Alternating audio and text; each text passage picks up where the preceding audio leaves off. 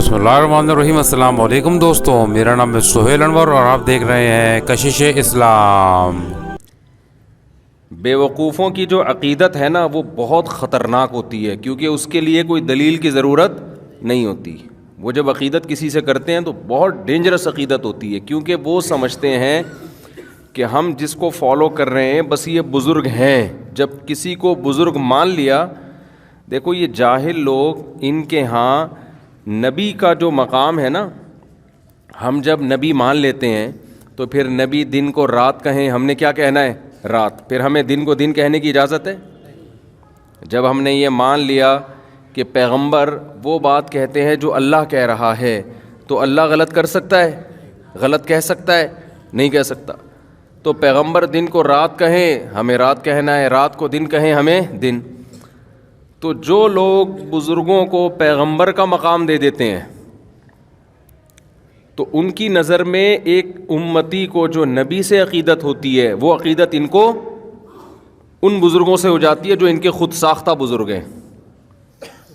پھر وہ جتنی لمبی پھینکے گا نا اتنا بڑا بزرگ کہلائے گا۔ میں سمجھا پا رہا ہوں اپنی بات؟ کیونکہ ان کی نظر میں یہ بزرگ ہیں۔ تو یہ دیکھو، پیغمبر جب دنیا میں آتے ہیں تو بہت سی باتیں ایسی کرتے ہیں جو ہمارے مینٹل لیول کے نیچے نیچے ہوتی ہیں، کچھ باتیں ایسی ہوتی ہیں جو ہماری مینٹل لیول سے اوپر کی ہوتی ہیں، جیسے قبر کا عذاب، یہ ہمارے مینٹل لیول سے اوپر کی، ہم نے مر کے تو دیکھا نہیں ہے۔ جنت ہے، جہنم ہے، یہ ساری چیزیں ہیں نا، یہ نیکی کرنے سے یہ ملتا ہے، یہ گناہ کرنے سے یہ عذاب ملتا ہے، یہ سب چیزیں ہمارے لیول سے اوپر کی ہیں۔ لیکن ہم کیوں مانتے ہیں؟ بھائی محمد صلی اللہ علیہ وسلم یہ باتیں اپنی طرف سے نہیں بتا رہے، بلکہ کس کا پیغام؟ اللہ کا پیغام ہم تک پہنچا رہے ہیں۔ تو اللہ تو غیب کا علم جانتا ہے۔ اگر نبی صلی اللہ علیہ وسلم وہ ساری باتیں وہی کرے جو ہمارے مینٹل لیول سے نیچے کی ہیں، تو پھر ہم کہیں گے بھائی یہ تو ہمیں ویسے ہی سمجھ میں آ رہی تھی، اس کے لیے پیغمبر کی کیا ضرورت تھی؟ یہ تو ہمیں ویسے ہی سمجھ میں آ رہی تھی نا۔ تو بعض لوگوں کی نظر میں بزرگ کا کانسیپٹ یہ ہے کہ اگر وہ ہمارے مینٹل لیول کے اندر کی باتیں کر رہا ہے تو پھر یہ بزرگ کس بات کا ہو گیا؟ تو یہ ضروری ہے کہ وہ کھوپڑی سے اوپر کی باتیں کرے، ایسی باتیں کرے جو آپ کی کھوپڑی میں نہ آئیں۔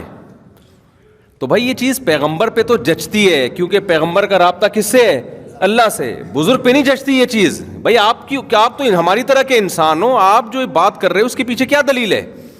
تو اسی طرح یاد رکھو، یہ ہمارے نبی صلی اللہ علیہ وسلم کی آپ احادیث دیکھ لیں جو آپ نے واعظ و نصیحت کی باتیں کی ہیں، بے انتہا آسان، اتنی آسان کہ اس سے زیادہ آسان ہو نہیں سکتی۔ قرآن دیکھ لو جو واعظ و نصیحت کی باتیں ہیں، ہاں جو مسائل کا علم ہے وہ مشکل ہے، اس کے لیے تو پھر یہ تو خود قرآن نے بیان کر دیا کہ مشکل ہے، اور اس میں غور و فکر کا حکم دیا۔ کچھ چیزیں آسان ہیں، کچھ ساری مشکل بھی نہیں ہیں۔ بیسک چیزیں تو بہت آسان بیان کرتی ہیں، پھر آگے اس کی گہرائی میں جائیں گے تو اس میں پھر اجتہاد کرنا پڑتا ہے۔ لیکن جو واعظ و نصیحت کی باتیں، جو موٹیویشن کی باتیں، جو قرآن کی مثالیں ہیں، وہ اتنی آسان کہ ہمارے ہاں جب کوئی عربی گرامر پڑھتا ہے نا طالب علم، یا عربی سیکھتا ہے، تو سب سے پہلے درجے میں اس کو قرآن سمجھ میں آنا شروع ہو جاتا ہے، باقی چیزیں بعد میں آتی ہیں۔ اس سے پتہ چلتا ہے کہ اس دور میں جو عربی تھی، جو مدارس میں پڑھائی اور سکھائی جاتی ہے، اس عربی سیکھنے کے بعد سب سے پہلے کیا سمجھ میں آنا شروع ہوتا ہے؟ قرآن۔ بہت آسان آیتیں قرآن کی،